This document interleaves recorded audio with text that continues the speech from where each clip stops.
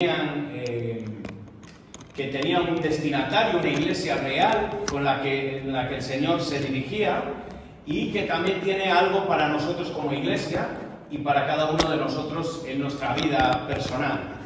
En esta serie que hemos elegido vamos a recorrer un mensaje global que vemos para la iglesia de Esmirna en aquella época y que ha sido de aliento y de enseñanza durante todos los años de la iglesia, y que es para nosotros como iglesia un mensaje muy importante en esta mañana. Decía y leía un artículo de que ahora mismo hay una generación que se llama la generación de cristal, perdón. No sé si os suena, ¿sí? Generación de cristal. Es los nacidos a partir del 2000, que le llaman la generación Z.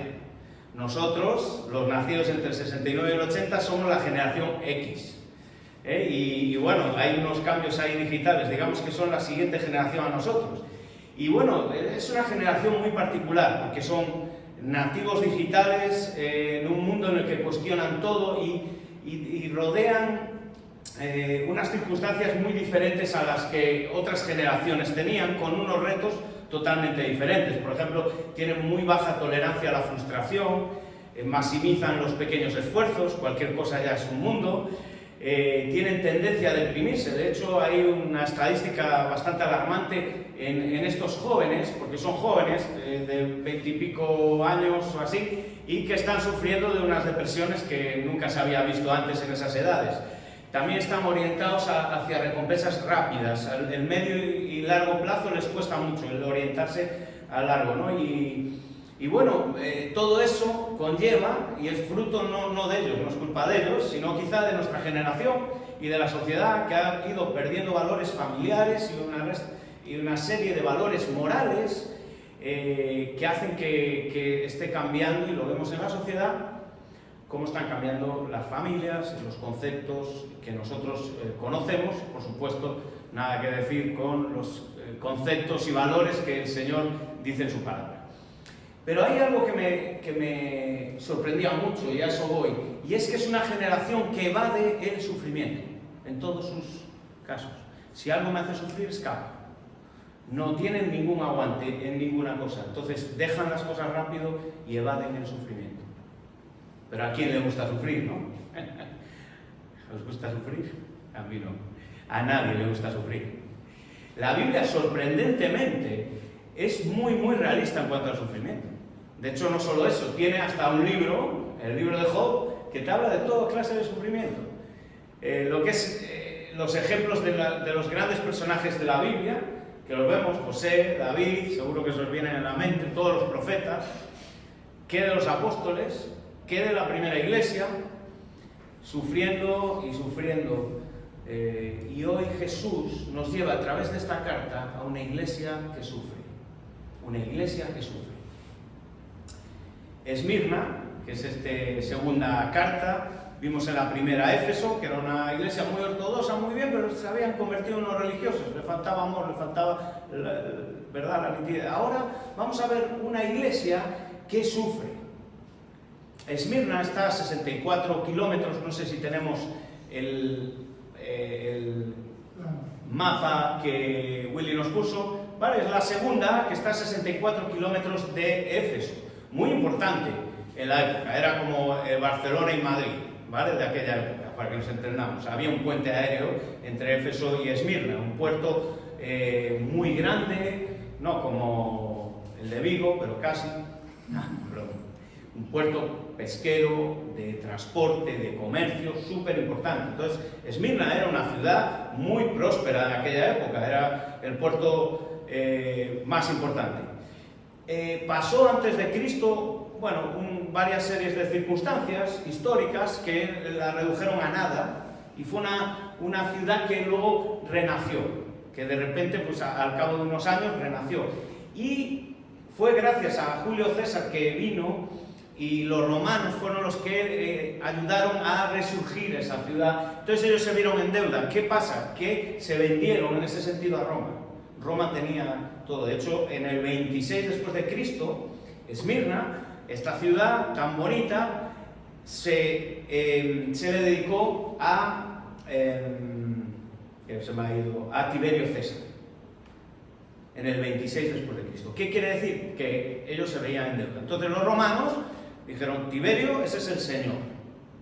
Claro, los judíos, y dentro del judaísmo de esta época, digamos que los cristianos estaban como un poco metidos ahí, ¿no? Y los judíos siempre tenían ese, como un acuerdo no verbal con los romanos, de no me molestes, yo no me molesto, no nos llevamos bien, pero tampoco mal, ¿no? Porque a los dos le interesaba llevarse bien. ¿Qué pasa? Que los judíos, cuando ya las iglesias empezaron a crecer y muchos judíos se convertían a Cristo, el problema que estaban teniendo las iglesias, las sinagogas estaban perdiendo muchos, y entonces lo que hicieron fue, no, estos vamos a separarlos. De hecho, una de las acusaciones era que eran unos caníbales por la mesa del Señor.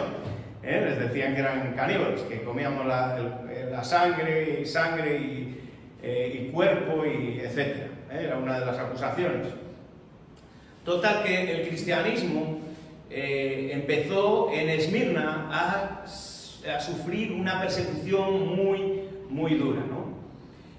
Pero es curioso porque es de las 7 iglesias que hay ahí, hoy en día es la única en la que hay, no mucho, pero yo he encontrado 14 iglesias en Esmirna a día de hoy, y en el resto de las 7 iglesias, incluido Éfeso, aunque Éfeso era una ciudad antigua que ya no existe, ¿no? En la otra ciudad sí hay alguna iglesia, pero es en la única que hay, o en la que más hay, comunidades cristianas a día de hoy. Curioso, una Turquía islamizada. Fijaros, pero en ese momento estaba pasándolo muy mal, y es una iglesia que sufre, y Cristo le manda esta carta. Las profecías, algo Willy ya nos comentó el otro día, las profecías son como una cordillera. Es como una cordillera en la que ves una montaña con un cumplimiento para Esmirna en aquella época, en la carta que fue enviada, y al pasar esa montaña ves otra, y un cumplimiento que ha tenido en la iglesia perseguida a lo largo de los siglos. Y para hoy, nosotros aquí, y para ti, y para tu vida, tiene otro cumplimiento. Esas son las profecías. La palabra del Señor es rica, es viva, es eficaz, y nos llega al día de hoy, al momento, y está escrita e inspirada para ti y para mí. Es lo maravilloso de la palabra del Señor. Izmir se llama Esmirna, que tiene la misma raíz de la palabra mirra. Yo no sé si curiosidad o no, pero la mirra y el comercio de la mirra fue muy importante en aquella época. Esmirna era una ciudad muy rica y tenía el monopolio del comercio de la mirra. Bueno, la mirra no se usa mucho ahora, solamente en enjuagues bucales y en dentífricos, que no lo sabía. En pasta de dientes se usa, pero para el resto no es algo que nosotros vayamos al Mercadona a comer un cuarto y mitad, ¿no? No es algo habitual la mirra, ¿vale? Pero en aquella época, perfumes. Tiene unas propiedades analgésicas, entonces para curar las heridas, para sanar, y era muy valorado. Entonces Esmirna vivía mucho, Izmir, que viene de la mirra, ese nombre, vivía un gran porcentaje de todo ese comercio que tenía. La mirra para nosotros te puede venir, seguro que te acuerdas, ¿no? El mago que vino y le trajo al Señor Jesús. Mira, pero si... Exacto. Y en Éxodo 30, el altar del tabernáculo, entre los inciensos que había, uno de ellos era la mirra. Y no sé si os acordáis, en el Evangelio de Marcos, cuando le quieren dar vino mezclado con mirra al Señor Jesús. ¿Os acordáis? ¿Para qué? Para reducir, como analgésico, para reducir el dolor que estaba pasando, y él no lo cogió, no lo tomó, para hacer el sacrificio perfecto, sin mancha, que hizo. En la iglesia de Esmirna hay un libro muy interesante, que es la vida de Policarpo, ¿vale? Que fue sucesor del apóstol Juan, o fue, digamos, como su discípulo del apóstol Juan directo, y Policarpo fue uno de los pastores, quizá el más importante entre ellos, y en ese libro hay una persona que es el hermano de Timoteo, que es curioso, el hermano de Timoteo. Esmirna en la Biblia no nos aparece. En Hechos 19 es cuando se habla en global de las iglesias de Asia, ¿no? Y se nos habla de cuando Pablo estuvo esos 2 años en Éfeso, ¿qué es lo que pasaba en esas iglesias? Bueno, pues que iban, venían, y nos dice que todas las iglesias estaba llegando la palabra del Señor, y es muy posible que el hermano de Timoteo se convirtiera y fuera para allí. Bueno, eso es lo que viene en este libro, que es un poco biográfico, bueno, y no sé hasta qué punto es fiable, pero fue una de las características de las cuestiones que tuve. Y era una iglesia fuerte. El testimonio y la biografía de Policarpo es muy potente. Fuera como fuere, desde luego era una iglesia perseguida. Y así nos lo dice la palabra del Señor, y así nos lo indica el sentido de esta carta que Cristo mismo escribe a la iglesia en Esmirna, de ese tiempo, versículo 8. Ya nos habló Willy algo del tema del ángel, o el mensajero, el guardián de la iglesia, ¿verdad? En todas estas cartas, 7 cartas, hay varias componentes en común que nos encontramos. Seguro que ya lo sabéis, pero la primera es que escribe al ángel de la iglesia de tal, 2 puntos, Esmirna, de Éfeso. Eso es en común en las 7 iglesias. Luego todas empiezan con un atributo que Cristo se da a sí mismo. Siempre. Va un atributo y luego dice, yo conozco tus obras. Luego hay advertencias, hay exhortación, hay reproche en todas ellas, y siempre hay una exhortación a un cambio o a una actitud o un reto que la iglesia tiene que tomar. En este caso, Esmirna junto a Filadelfia son las únicas que no tienen reproche. Son cartas de exhortación, pero que no tienen un reproche concreto hacia esa iglesia, sino más bien ánimo, como vamos a ver. Y se identifica a Cristo como el primero y el postrero. Y quizás si lo lees rápido te puede parecer sencillo, pero esto es muy profundo. Yo soy Dios. Cristo se identifica, yo soy Yahvé.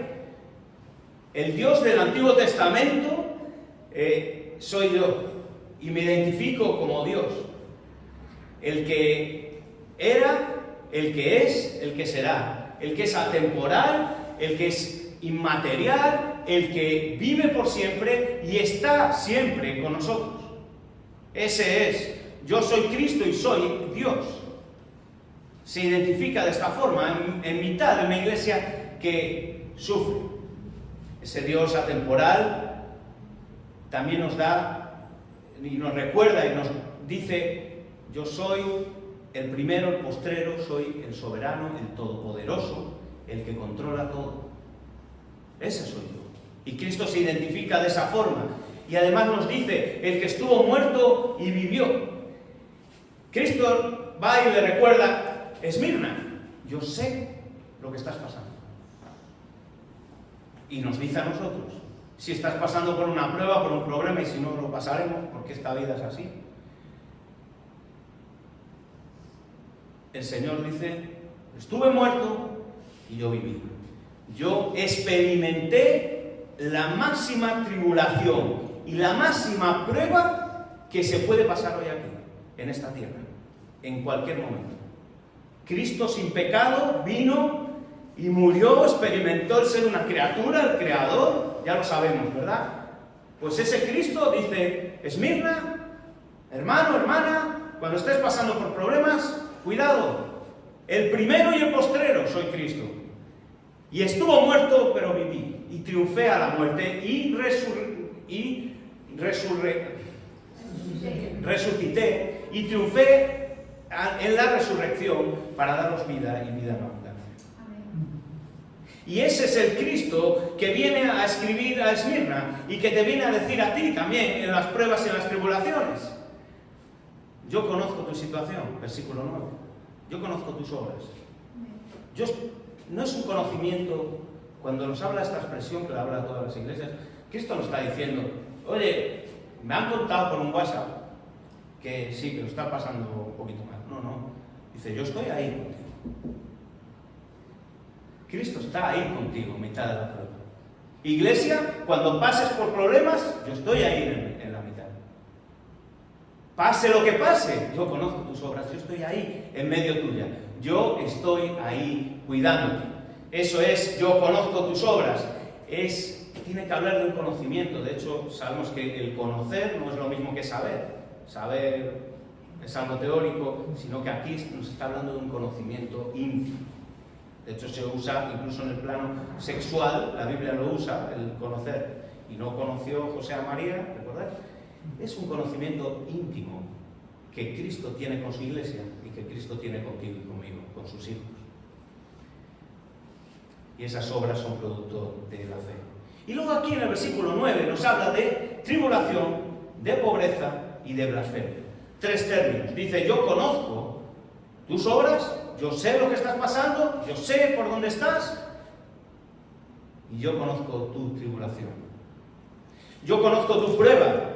Dios conoce tus lágrimas, tu impotencia, lo que estás pasando, que nadie te comprende, que nadie sabe hasta dónde, y si intentas en los momentos de prueba decírselo a alguien, no es capaz de comprender, pero Cristo dice, yo sí te comprendo, yo conozco tu tribulación, yo conozco tu corazón, yo conozco tus lágrimas, yo conozco tu dolor. Ahora, esta iglesia estaba pasando tribulación, ¿por qué? Porque estaban siendo perseguidos por Cristo. Estaban renunciando a muchas cosas por su fe en Cristo. ¿Dónde pones la línea? ¿Dónde pones la línea? No, hasta que el Señor me pida renunciar al sábado por la tarde, hasta que el Señor me pida X esfuerzo económico, hasta que el Señor me pida X tiempo, hasta que el Señor me pida, ¿dónde pones la línea? Él conoce la tribulación y Él sabe perfectamente, y el Señor no te va de decirte, el camino cristiano es difícil. De hecho, yo como vendedor te diría, es que esto es complicado de vender, y es lo mejor que tengo y la mejor decisión que he tomado y lo mejor que tengo es al Señor en mi vida. Eso es lo irrenunciable. Pero oye, el camino cristiano es duro, es de renuncia, es de renuncia. Te lleva a hacerte un autoexamen que muchas veces es complicado, porque normalmente siempre estamos con las mismas cosas y luchas, normalmente. Y parece que no avanzas, pero en ese camino estrecho, donde dice el Señor, ¿tú quieres seguirme? Bien, niégate a ti mismo, niégate a ti mismo. O sea, yo ya no soy, tú ya no eres, es Cristo. Pero no solo eso, toma tu cruz. Es que no es solamente negar como una decisión, es que es ponlo en marcha. Coge la cruz, a los hombros, vamos. Y nos vamos juntos. Ese es el Evangelio. Como dice el autor de Hebreos en Hebreos 12:2, puestos los ojos en Jesús, el autor y consumador de la fe, de nuestra fe, por el gozo puesto delante de Él, menospreció lo oprobio. ¿Y qué? Y sufrió la cruz.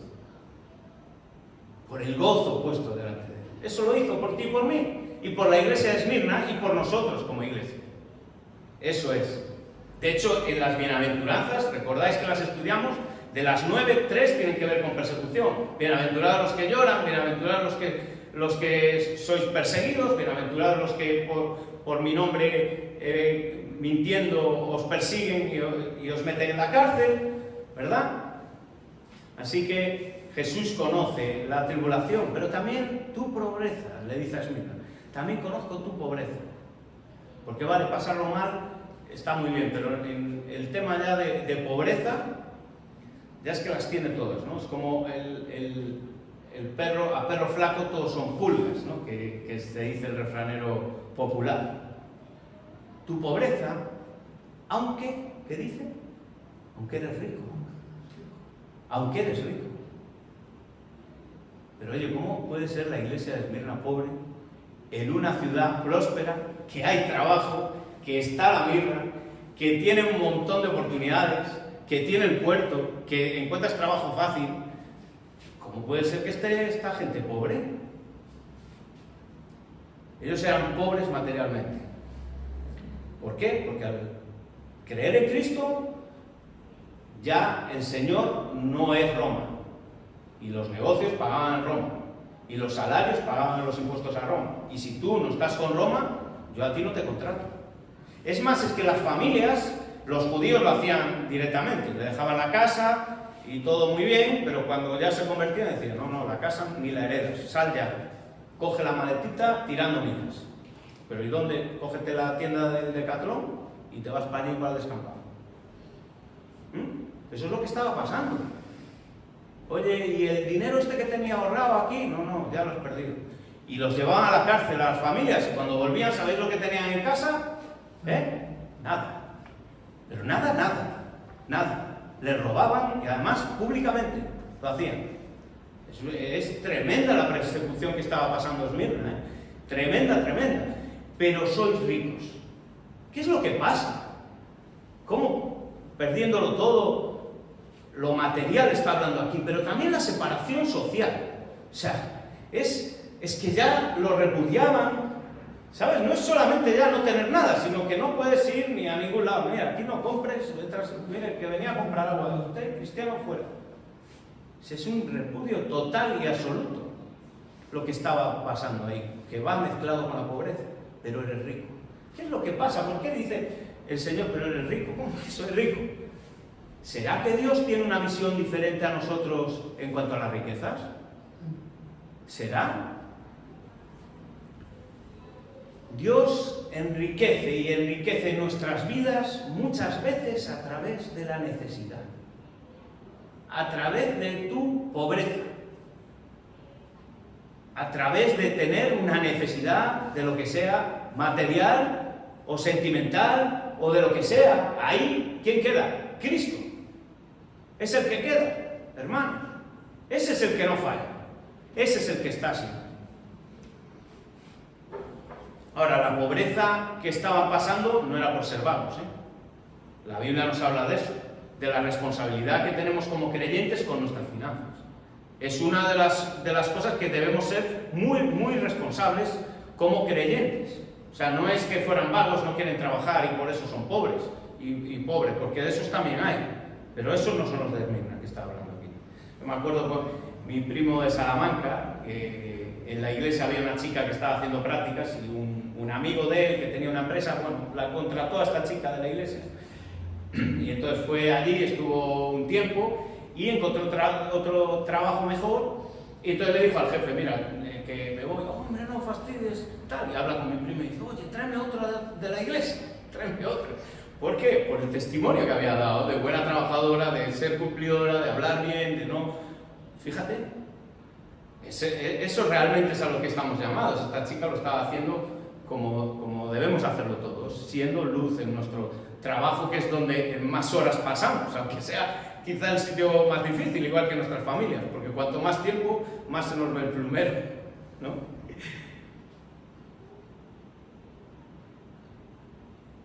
La prioridad para Dios no es que tú tengas muchas cosas. De hecho, estamos sufriendo y hay que tener cuidado, hermanos, con los mensajes que hay de la prosperidad, de que Dios te va, pero así directamente, es que te va a prosperar.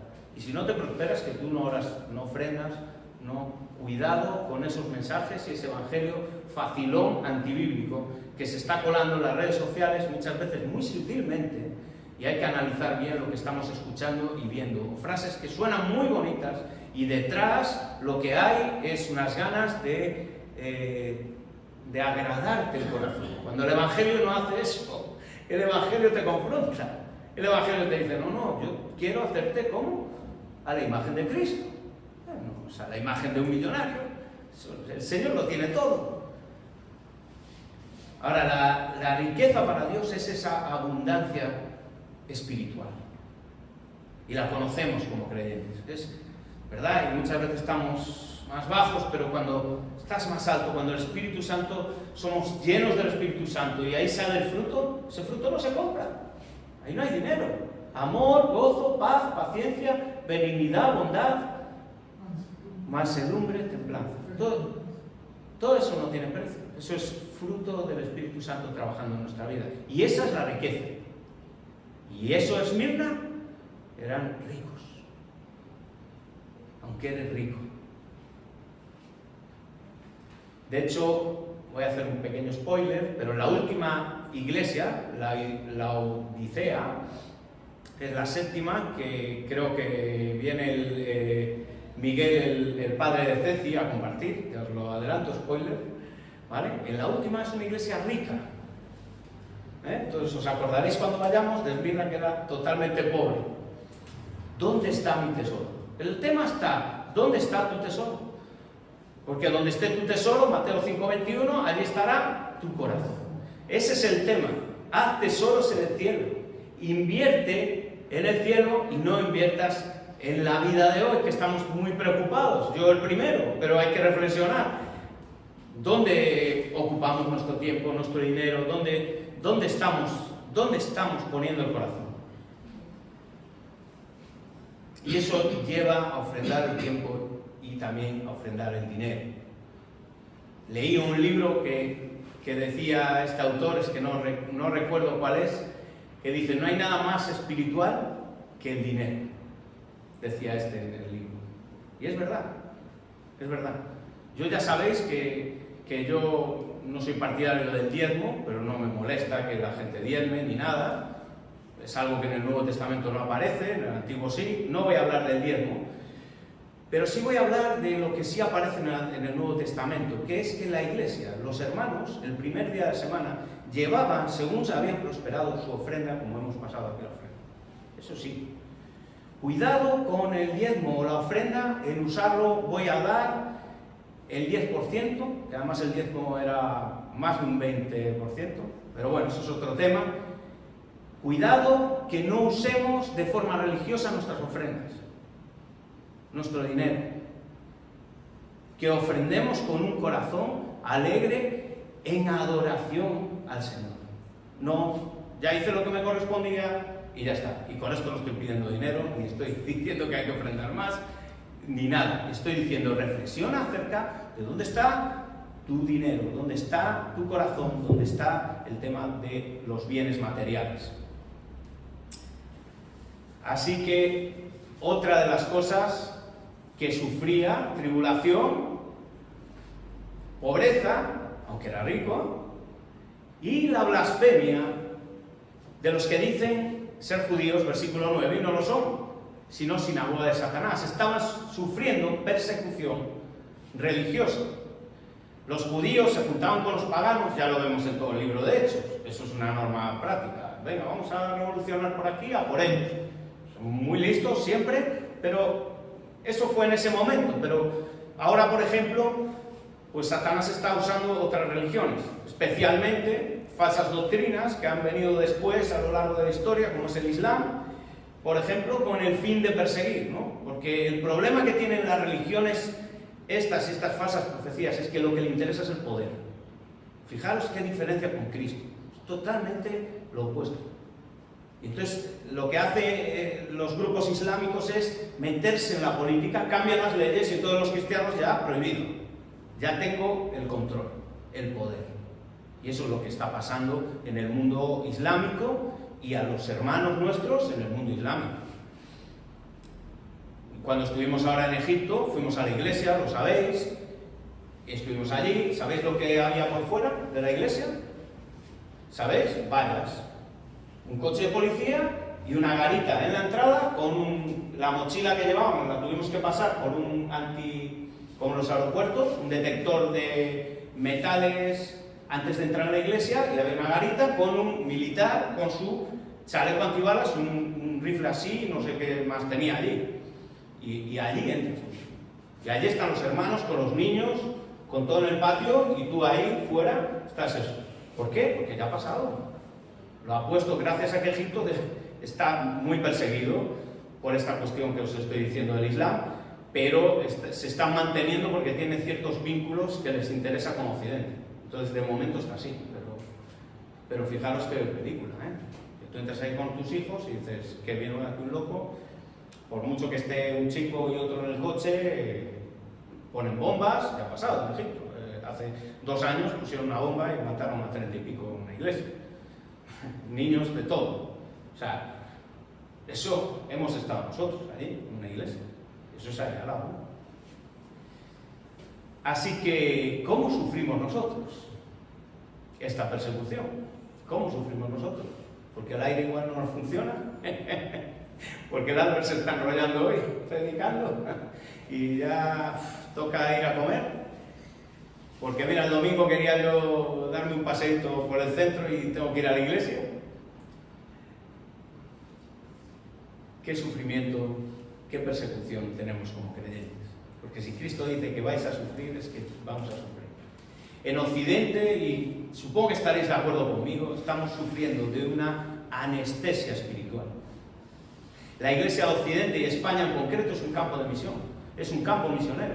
Siempre muy religioso, siempre muy católico, siempre yo soy muy cristiano, todo lo que tú quieras, pero España es un campo de misión, donde necesita el Evangelio. Y toda Europa igual, y está en una decadencia moral. Europa, que fue la gran fuente de donde salió la Reforma, de donde seguimos manteniendo en la sociedad ciertos valores y ciertas gratitudes que tenemos gracias a la Reforma, que se siguen manteniendo, especialmente en el norte de Europa, pero está yendo en declive. Nuestra persecución puede ser la anestesia espiritual y que se te quiten hasta las ganas de hablar de Cristo. Ah, tú bien, tu verdad, lo otro, ¿verdad? Es una sociedad relativista en la que no tenemos una persecución directa, de momento, aunque ya hay algunos casos según lo que prediques, ya hay casos de persecuciones y de denuncias y de cuestiones, en España, en España, o sea que podría venir. Una de las batallas que podemos ganar frente a eso es orar juntos, hermanos. El miércoles, la verdad es que me encanta y os animo, quiero aprovechar así un KitKat para animaros a los miércoles a las 8, que vengáis dentro de las posibilidades, porque la verdad es que es un tiempo genial, con un buen devocional, testimonios, la verdad que me ha encantado este miércoles, lo he disfrutado mucho y lo necesitamos dependencia del Señor. Y Cristo, versículo 10, le manda dos cosas, le ordena, a mitad de la prueba, dice: yo que soy Dios, el primero, el postrero, sé lo que estás pasando, todo lo que tú estás pasando, y yo te digo, no temas lo que te ha de suceder, no temas, confía en mí, confía en Cristo, ríndete a mí, no mires la prueba, mírame a mí. Y Cristo dice: es que mira qué problemas, mírame a mí, no temas. ¿Qué es lo contrario a no temer? Confía en mí, no importa lo que estés pasando. Y conocemos pruebas difíciles y duras y que tenemos en nuestra iglesia. Y confía en mí, le dice el Señor, no temas. Primera de Pedro 5:7, deja tu ansiedad sobre Él, porque Él tiene cuidado de vosotros. Deja tu ansiedad en Él. ¿Cuál es ese problema? Vete a Él, acude a Él, deja tu ansiedad sobre Él. Filipenses 4:13, todo lo puedo en Cristo que me fortalece. Ese todo no es que yo tenga superpoderes, es en todas las situaciones, especialmente las difíciles, en todas, todo lo puedo, ¿cómo? En Cristo. En Cristo, ahí está la clave, en Cristo. Esa es la posición, hermanos. Y como iglesia que sufre, hay que estar en Cristo. Como familia que tiene problemas, en Cristo. Como personas que tenemos problemas, en Cristo. Y ese es nuestro enfoque. Ayudarnos como iglesia, ¿a qué? A que estemos en Cristo. Hoy lo hemos celebrado en la mesa. En Cristo. En su muerte y en su resurrección. El primero y el postrero. Hermanos, gloria a Dios por su salvación tan maravillosa. Y todas estas pruebas, ¿para qué son? Fijaros, Él lo dice, no lo escondes, que lo bueno de la Biblia es que no te esconde las verdades. No te esconde, vas a sufrir, lo vas a pasar mal. No es un camino de rosas, no te escondo, pero ¿qué? Esto tiene un propósito. Tiene un propósito para tu vida, para que seas probado, para que seáis probados. Cuidado con las excusas que a veces nos ponemos en ciertas situaciones, que nos autocompadecemos. Y cuando ves a una persona espiritual pasando una prueba, toma nota. de la actitud ante la prueba. ¿Estás siendo probada tu fe? Tened por sumo gozo, dice Santiago, cuando os halléis en problemas, en dificultades. Tenlo como por sumo gozo. Romanos 5, 3 al 5, lo voy a leer con vuestro permiso. Romanos 5, si lo queréis acompañarme conmigo, Romanos 5, versículos 3 al 5. Habla de la justificación por la fe ganada por medio de nuestro Señor Jesucristo. Versículo 3, y dice, no solo esto, no solo nos gloriamos en esa esperanza, sino que también nos gloriamos en las tribulaciones, sabiendo que la tribulación produce paciencia, y la paciencia prueba, y la prueba esperanza, y la esperanza no avergüenza. ¿Por qué? Porque el amor de Dios ha sido derramado en nuestros corazones por el Espíritu Santo. Hermanos, en la prueba nos gozamos, nos gloriamos en la prueba. Fijaros qué enfoque tan diferente. No nos compadecemos, nos gloriamos, nos gozamos, nos ayudamos, nos amamos. ¿Por qué? Porque el amor de Dios ha sido derramado en tu corazón. Aleluya. Sin merecerlo. Y ese amor derramado en tu vida, en tu corazón y en el mío, lo que debe derramar es gloria a ti y me gozo en los problemas. Es totalmente diferente a lo que puedas pensar humanamente. Totalmente lo contrario.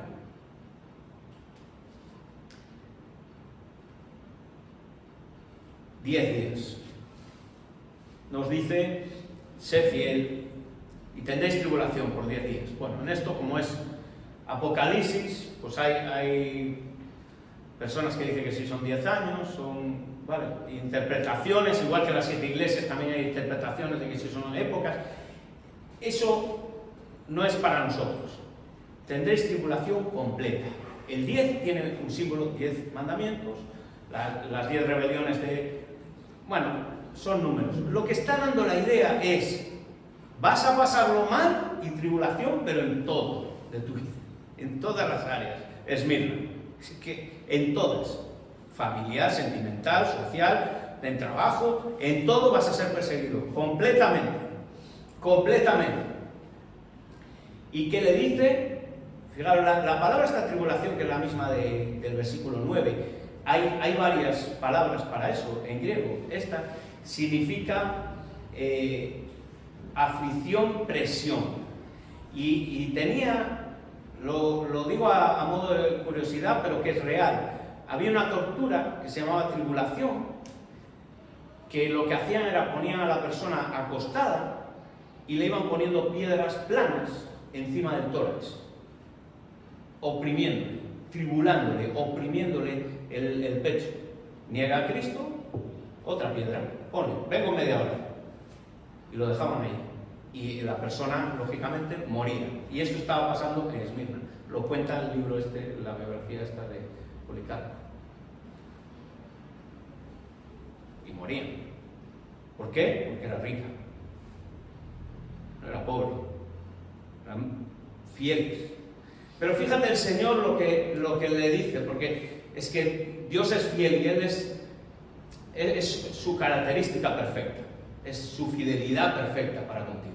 O sea, ahí está ese hierro que tú te aferras cuando tengas que pasar por lo que sea, y es en la fidelidad de Dios. Sé fiel, y Él mismo dice, sé fiel hasta la muerte, hasta que la muerte os separe. O el Señor venga, como se dice en las bodas, sí, pero es un compromiso con el Señor de ser fiel y perseverar. Es un compromiso de amor. Es un compromiso de que te obligue, de que tú eres un fiel religioso, haz las oraciones de 7 a 9. No tiene nada que ver con eso. Tú eres fiel, ¿por qué? Igual que en un matrimonio, amas a tu mujer, tú te comprometes en fidelidad, en compromiso, ¿por qué? Porque la amas, en un amor sacrificial. Porque deseas lo mejor, porque quieres comprometerte. Antes que yo está el Señor. De hecho, ¿os acordáis en Lucas 19 cuando le dice, buen siervo, en lo poco has sido fiel, en lo mucho te pondré? En lo poco has sido fiel. Cristo ya destacaba la fidelidad y siempre la destacó. Una fidelidad genuina. sin muchas parafernalias ni cosas, una fidelidad de verdad, de corazón. Y Él nos da una promesa, y estamos terminando. ¿Y qué dice ahí? Y yo te daré la corona de la vida. Termina con una promesa. El Señor dice: yo soy el primero, el postrero, yo estoy ahí, conozco todo lo que estás pasando, lo que te va a pasar, porque yo ya lo sé. Tranquilo, que yo sé por dónde vas a pasar. Por ahí que vas a pasar, que tú todavía no sabes. Por ahí yo ya sé que vas a pasar. Y yo voy a estar contigo, por eso soy fiel. Tú sé fiel a mí. Y te daré la corona de la vida. Bueno, hay 5 coronas en el Nuevo Testamento, ¿no? Que tienen varios aspectos. Incorruptible, la del gozo, la justicia, la incorruptible de gloria y la corona de la vida. Bueno, que lo que nos está hablando es la promesa de la vida eterna. Te dice: enfócate en la eternidad, porque aquí estamos de paso. Es que yo a veces digo: pero si estoy viviendo como si fuera a vivir aquí eternamente. No. Es más, no se sabe ni el día ni la hora. Y en ese recordar de nuestra temporalidad está recordar la eternidad de nuestro Padre. Y decir: ahí estoy yo con Él. Y yo te daré esa corona al que venciere. No sufrirá el daño de la segunda muerte. Termina en el versículo 11. Yo te daré la corona de la vida. Hermanos, Esmirna le dio la corona a la vida. Sí, hay iglesias y testimonio cristiano después de muchos años, pero esto tiene una aplicación para nosotros como iglesia, que no es el local, que somos nosotros, que es: yo estoy contigo a pesar de las tribulaciones. Y esta corona de vida costó una corona de espinas, clavado en la cruz del Calvario, el justo y perfecto. No solo físicamente, sino que el Señor te dice a ti y a mí: no te dejaré ni te desampararé. Pero ¿sabes lo que hizo con su Hijo para darnos vida? ¿Sabes por qué me has desamparado? Lo desamparó el Padre por el gozo puesto delante de Él para salvarnos. ¿Hay alguna motivación mayor que la cruz del Calvario para nosotros? Cuando pasemos por tribulaciones, por problemas, porque el sonido no funciona, porque tal, porque Satanás siempre está ahí metiendo cizaña en nuestras mentes, en nuestro corazón. Fuera, en Cristo, en Cristo. Termino contándoos: Policarpo, a la edad de 86 años, fueron a buscarlo para apresarlo. Era muy buen hombre y, claro, una persona ya mayor, que no era un chaval joven, y lo fueron a recoger, y él con buena actitud, y lo pusieron arriba en el estrado, y cuenta que la iglesia estaba cantando himnos, y a él lo subieron encima, y le pusieron un palo, y lo ataron, y le pusieron, y el romano que iba a prender la hoguera, le dijo: te dejo otra oportunidad, Policarpo. Reniega del Señor, Policarpo. Reniega que eres buen hombre, te queda poco, ya. El Policarpo dijo en voz alta: nada malo nunca me ha hecho, ¿cómo voy a negarlo? Nunca me ha hecho nada malo. Y fue quemado ahí mientras los hermanos cantaban, y eso fue recordado y sigue siendo recordado hoy en los libros de historia y en las iglesias como una ofrenda de amor fragante al Señor. Que nuestras vidas sean como Policarpo, que podamos tener esa motivación del amor de Cristo en nuestras vidas para vivir, a pesar de las circunstancias, vivir a Cristo en nuestras vidas.